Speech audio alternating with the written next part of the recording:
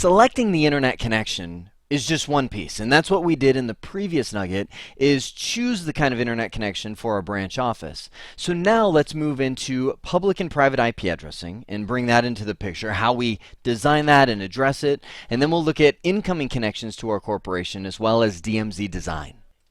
When the powers that be designed TCP/IP version 4, they allocated three distinct groups of addresses that they called private addressing.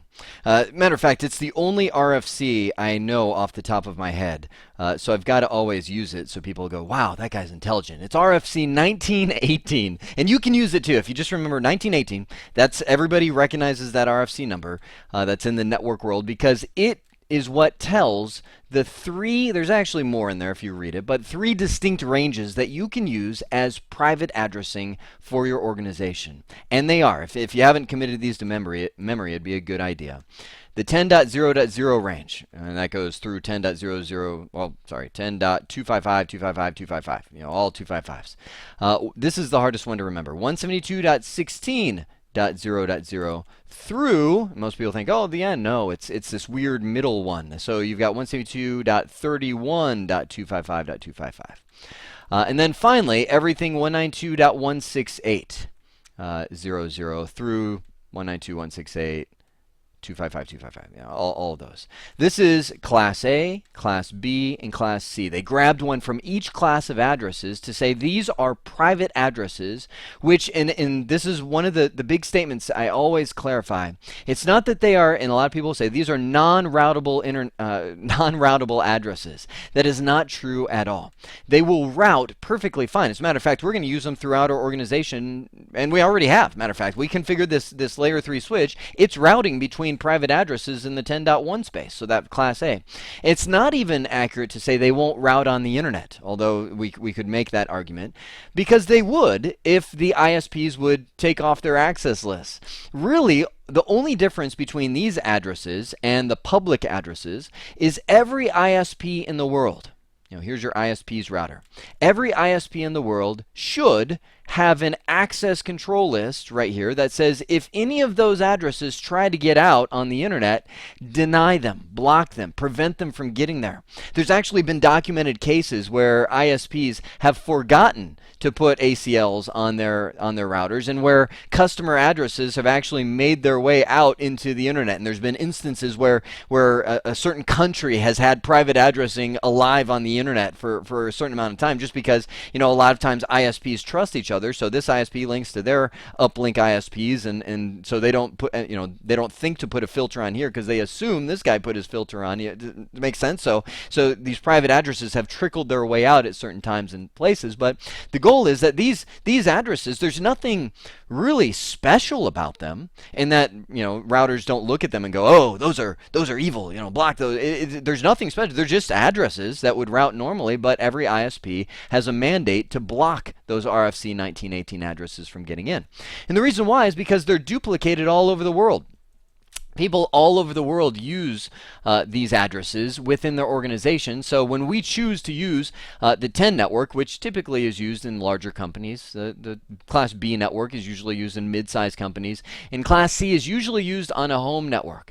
So much so that if you use 192.168 in businesses, a lot of times people just are like, it's like people just shake their head and, oh, it's a mark of shame. And I've done it myself. So I have to say I'm embarrassed when someone comes over. They're like, what's your address space? And I'm like, 192.168.16. That's what we're in. And I just kind of look away, and they go, really? Well, a long time ago. I have a million excuses I use. But nonetheless, we chose 10.1 in our subnet here. This is the major class, and so this branch office I think uses 64 through what was our end range? 71, 72?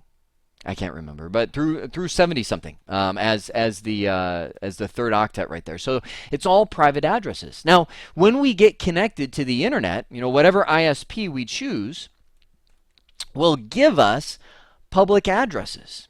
Now, the number and amount and quantity of public addresses they give us will depend on our requirements from them. So let me emphasize this. There's a couple things that they can do, a couple different options that they can do. Let me find some space at the bottom here. When you connect to the internet in ISP, They might give you, and this is, I would say, this is probably, at least for business grade ISPs, one of the more common options that I see. They'll give you a /30 public address space, meaning, right, this is you.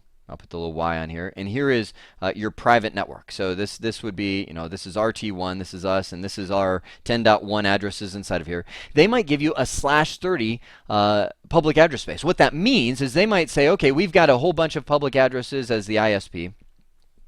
And we will give you, I'm just pulling something out of the air here, 180.5.1.0/30. That's the network ID. Now, when you subnet that out, when you kind of figure out the range, you find out that that is actually 192.168, or what am I saying? 180.5.1.0 through 3. Where 0 identifies the network, you can't use that. 3 is the broadcast ID for that network. So usable, you actually have 1 and 2. So maybe the ISP will be .1 and you will be .2, and that's it. Maybe it stops right there. They'll say, that's your public subnet. Good luck. Have fun. Thank you for your payment. And what you'll do is, as these people come out into the world, as your clients inside the network start accessing and surfing the internet, you will use NAT to translate them to 180.5.1.2, the same IP address as is assigned to your router interface. That's very common, I would say, in probably smaller networks. So when you're talking about a business, kind of the small to low-end, mid-sized networks, you'll see that kind of thing where everybody uses the router's IP address. So as NAT takes effect, it translates all these guys to where they look like they're coming from the router itself, the .2 address, as they surf the internet. If you go to one of those sites, like, matter of fact, I think someone showed this to me. Let me verify it real quick. Someone says you can just go to Google right here and type in "what's my IP." Hey, look at, oh great, now you're all going to hack my IP address. But Google has this IP address right here that says, hey, this is your public IP address. We're showing that you are connected and you are coming from this public IP. So if you were to do that in this environment, you would actually see, here is your public IP address and all that information. So that's one strategy. Now, as your business grows, there's a couple different ways that the ISPs can handle it. So let me squeeze it up here. Here's another scenario. Here's you. This would be our RT1 router in the business. Here's our private network, the 10.1 network back here. We would connect up to the ISP. And they would either, number one, give us a larger subnet. Like maybe they would say, okay, we're going to give you a /28 subnet, which when you subnet that out, you would say, okay, that's an increment of what, 16. So maybe they use, again, 180.5.1.0, and then the next one would be .16. So they would be saying, well, 0 through 15 is your subnet. So we'll be, again, same thing, .1. You can be, well, whatever you want, but maybe you choose .2, assign it to your router. So that takes out 1 and 2. But then you have 3 through 14 that's still left in that subnet. And they say, well, that's your subnet. So 3 through 14 are usable by you. So you might say, okay, well, let's use .3. Maybe you do this. Maybe you use NAT and say, okay, well, as people surf the net, I want them all to go out as the .3 address, so that way I can distinguish between traffic coming from my router, which is .2, and traffic coming from my users, surfing the net as .3. That might be one of the things you do. And then maybe you have a server like this guy right here. Maybe he's an Exchange server, Microsoft Exchange, or cPanel, or something. There's some kind of mail server. I'll just put a mail server, who needs to receive incoming email for your organization from the internet. Well, maybe we'll give him, that server will actually be the .4 address. Now wait a second. I'm starting to blur the lines between this and the next topic, which is the DMZ.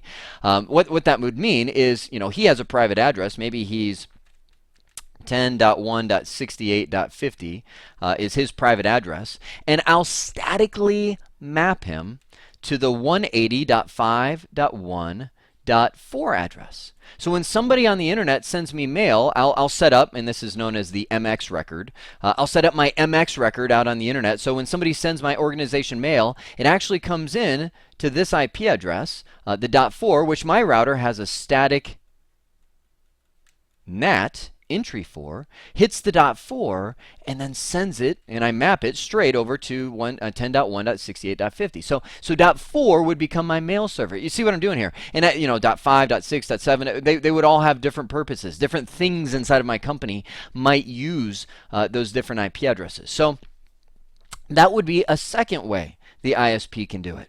Now let me show you the third way of handling the public-private addresses from the ISP's perspective. Grab a different color here. So we've got again, once again, this is RT1, our internet router. Here's private network. Here's our connection to the ISP. And the reason I draw this little router right here is because a lot of times it looks like this. And people go, oh, it's like this mysterious cloud. Ooh, what is that? Well, really, you're just connecting to one of their routers right here. It's just another router which connects to another router, another router. It's a big chocolate chip cookie out there, on the internet cloud where all these routers are tied together. So literally, you're just connecting to another router. Don't let the cloud mystify you. So they might, and so here's the third thing, and this is very common in large organizations. They might say, okay, let's use a /30. Let's go back to our original, right? 180.1. Or wait a sec, .5.1.0/30. So I'll be .1 and you'll be .2. And then they will give you a completely different subnet that you can use for NATing, meaning your internal servers and all that. They might say, okay, we'll also give you 185.50.1.0/28 as your routable block. There's 180. 185. This is your routable block of public IP addresses that you can use in your organization. And let me show you how they do that. They go into their router right here, and they just do a static route.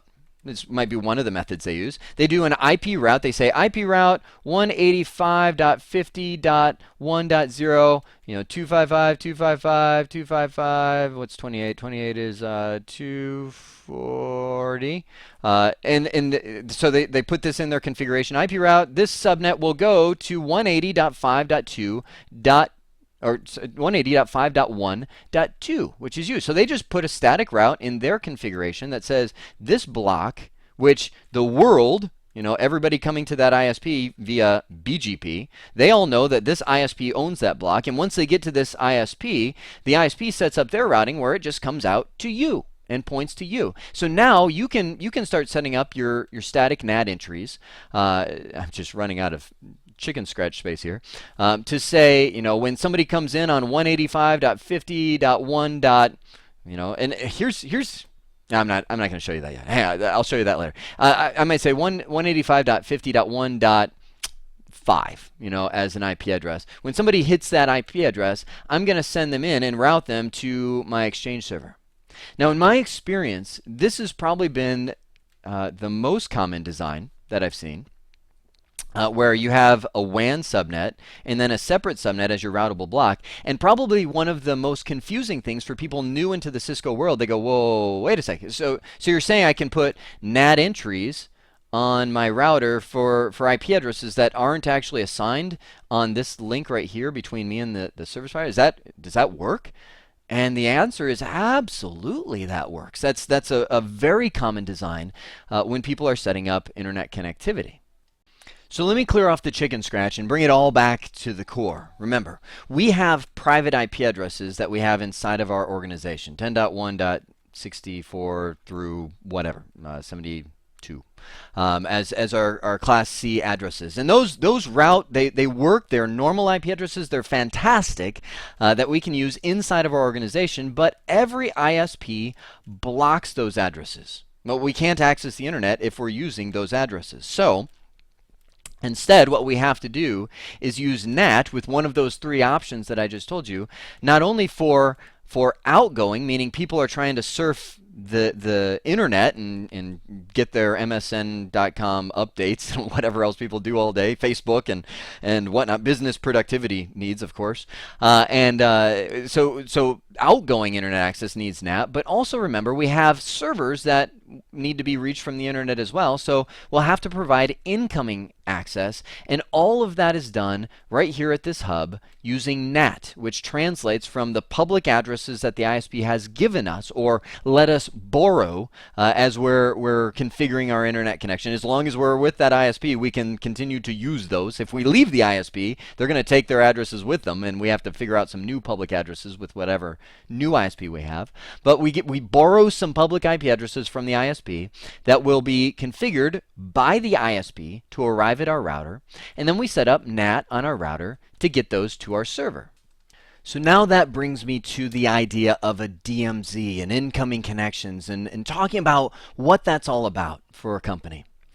First off, DMZ stands for Demilitarized Zone. It's been around for a long, long time.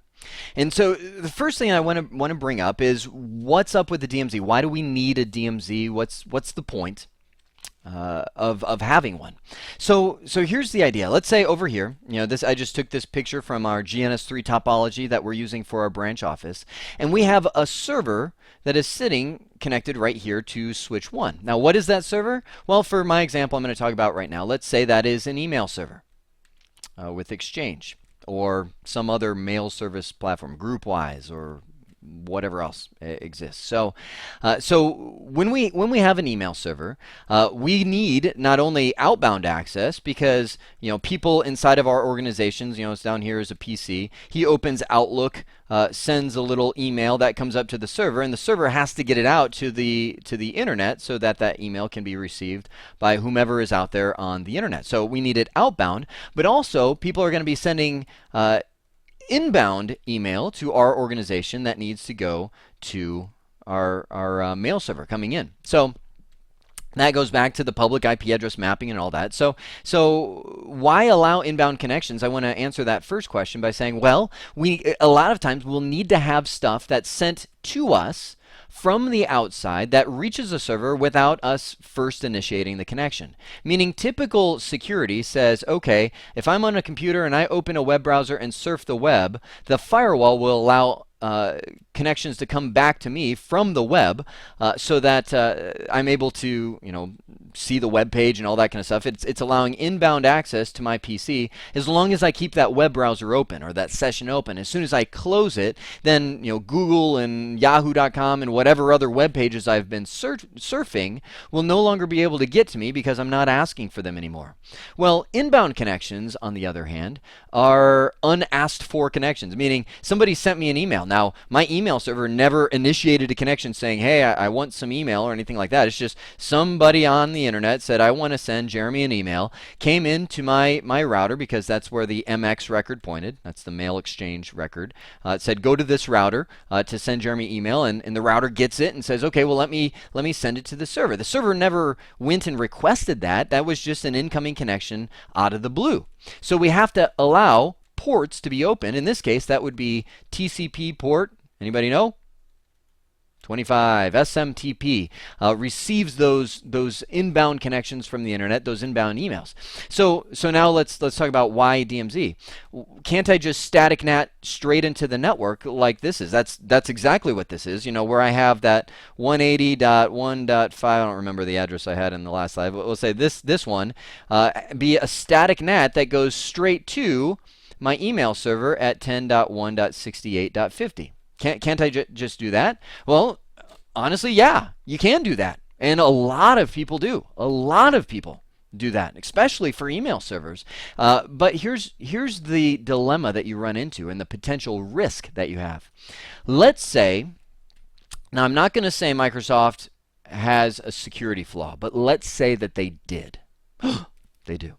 So somebody comes in on TCP port 25, which I have natted in, and it goes to this email server, and somebody out here, some evil person, figures out that I have a vulnerability I found in Microsoft Exchange. And again, not to down on Microsoft, they're just one vendor I happen to choose.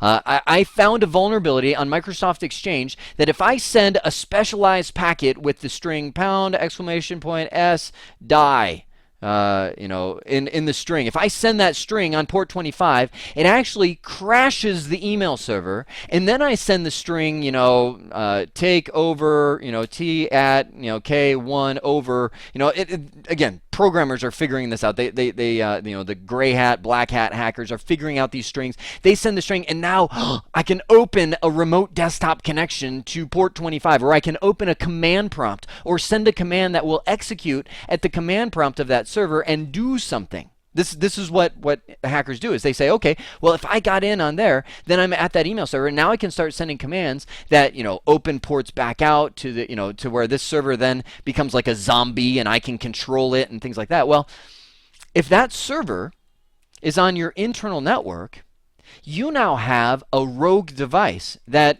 this evil person out here has taken over, and they can begin doing all kinds of stuff. They can start, opening Wireshark, capturing data, capturing the email, sending them out to the internet so they can see all the email that you're receiving. They can use this as a jump off, kind of like a beachhead server, to where they can now attack other servers because there's no firewall. Everybody trusts that server. They think he's good. He's our email server. Well, of course we trust him. So once he becomes a zombie, he's taken over and attacks the other servers and the clients, and this guy begins slowly taking over your network from the outside in.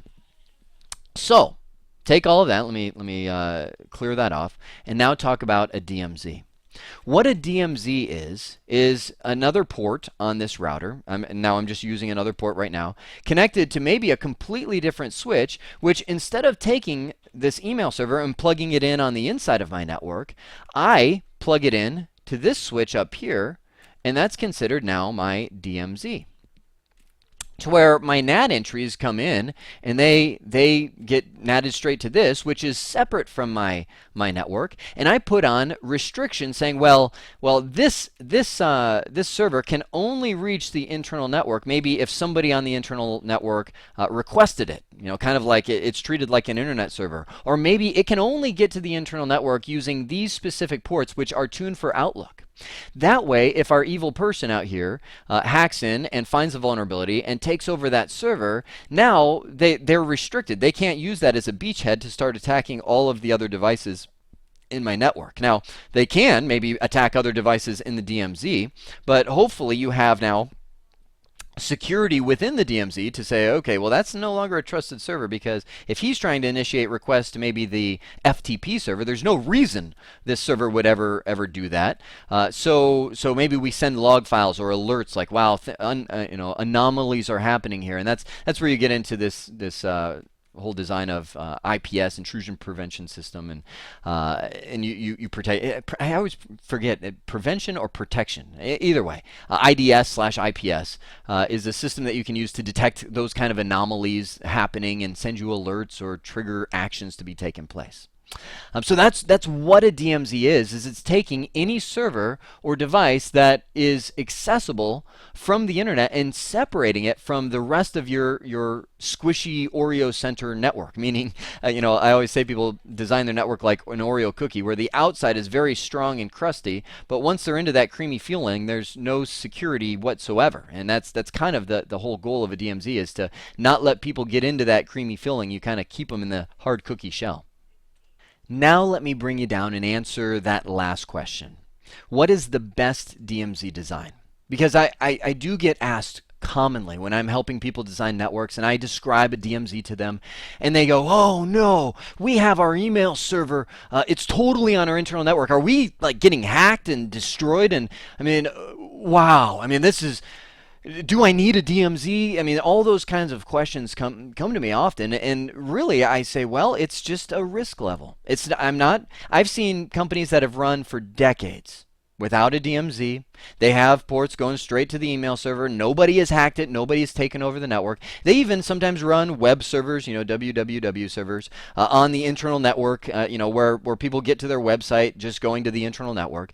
Now, I will say, if you're using Apache, much better than using, for instance, Microsoft's IIS. Nothing bad about Microsoft. Well, actually, that is something bad about Microsoft. IIS, through its many different versions, although some of the later versions are much better, is very, very hackable. And like, it was some staggering statistics, like 80 to 90% of all the security vulnerabilities in Windows came from IIS. And I'm talking a lot of the older versions that they released. But nonetheless, I'm just saying, people have run that kind of stuff on the internal network, and they haven't been destroyed and hacked. So just because you don't have a DMZ doesn't mean that your network is toast within a matter of weeks or months. It could never be hacked. A lot of it deals with, number one, how exposed is your company, and I'm talking politically, meaning, do you have a huge client base, or people that would be your adversary? Like, for instance, I'll take Apple Computers. Apple Computers has had a reputation for coming up with just cool stuff, and there is a lot of companies out there that want to steal their ideas. And so there are, I'm sure, a lot of attacks on Apple servers, because if somebody could break in and get that, that's fiscally or financially beneficial for them to steal the next iPhone design plans or iPad design plans and sell that to a competing entity. So a lot of it is your exposure. Like, who are you? Who is your enemies? Who would try to do this to you? Because if you're a farm, chances are people aren't going to attack your farm because you don't pose a threat to most people unless you're developing new pesticides that, whatever. You see what I'm saying? So second thing when I'm talking about DMZ design is a lot of people, including me, have many different options that they have. Some people will say, okay, the only way I'll design a DMZ is to set up a completely different switch up here. Like, it is a completely separate switch that is different from this one. It is not at all touching my internal network, and it is a completely separate interface on the router, so everything is separate. And that's, I would say, a fantastic design, but it costs a little more. You have to get another port on your router, because most router ports only come with 2 Ethernet, one in, one out kind of thing. So you may have to purchase a new module. You might also have to buy another switch if you don't have one on hand. So a lot of times in budget crunch situations, this is what I do. Now, again, the high security people would go, "Oh, I can't believe you do this," but honestly, as long as you design the internal security correct, it's not too bad. What you can do is you can set up your router with a quasi router on a stick kind of functionality, to where maybe you create a VLAN on, and I'm talking about this switch right here. I create a VLAN on this switch. Maybe it's VLAN 10, we'll just say, called DMZ. And I create subinterface.10 on here. And this is if I'm using a router on a stick. I'll talk about layer 3 switching in just a moment. I'm using a router on a stick. I'll create subinterface.10 right here, and then maybe subinterface. I can't remember, 64, right? Or I can't. What was the point-to-point? Anyway, another subinterface that connects. So this is our DMZ subinterface VLAN. This is our internal VLAN.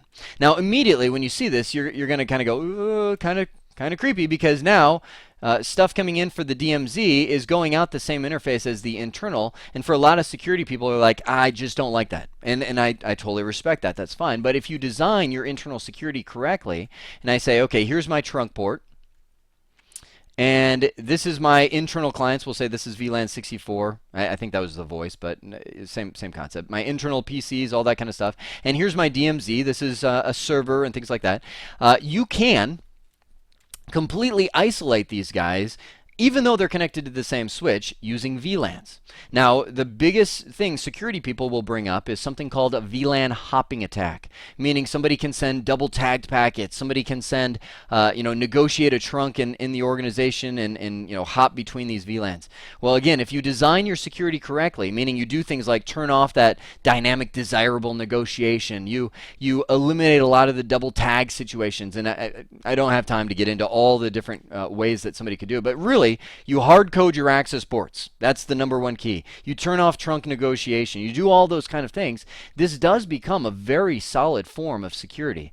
So in a layer 3 switching environment, which we're using, we have our little point-to-point subnet right here, and we would simply have a completely different DMZ subnet located over here, to where it is completely separate from all of the other VLANs that I have within my organization. So I set up a static route on this guy, or a routing protocol that says here's how you route to the DMZ. Send it to this, and on my layer 3 switch I say, okay, well, you are now allowed to get in, and I have an access list restricting that VLAN from getting anywhere else. So I'm jumping into a lot of the access control, access restrictions and things like that, which we're going to talk about later on in the series. But I'm just saying, what is the best DMZ design? To answer that question directly, there is none. It depends. I mean, you can say there's some best practices. A lot of people, for instance, I've seen people that use public IP addresses in their DMZ. You know, they'll create this. They'll actually assign the public IP address to the what is that? A server. It's a server right here, to where the router literally passes it right through to the server, and they depend on all the security being on the server rather than this guy doing the filtering. I wouldn't recommend that. I always pass them through NAT, so I can put a lot of security restrictions right here, and it's just creepy putting public IP addresses on server. Just use static NAT entries. I mean, I'm just showing there's a lot of different ways to design your DMZ. It's really what works best in your mind, as long as you're not allowing full unhindered access to the internal network. That's what you're trying to avoid. So at this point, we have now talked about how to think through, design the public and private IP addressing, and how to allow incoming connections to the DMZ. And I'm going through all of this because we're about to leap into what I would call the Phase 3 lab, which is now configuring the internet connection within GNS3, within our branch office organization, that adheres to a lot of these best practices. One more piece before we get there. I'm going to get into, well, I'm saying that until I think of something else, or you guys suggest something else using the feedback tool. I'm going to dedicate an entire nugget to VPN connectivity. Such a cool concept, such a big deal in today's world.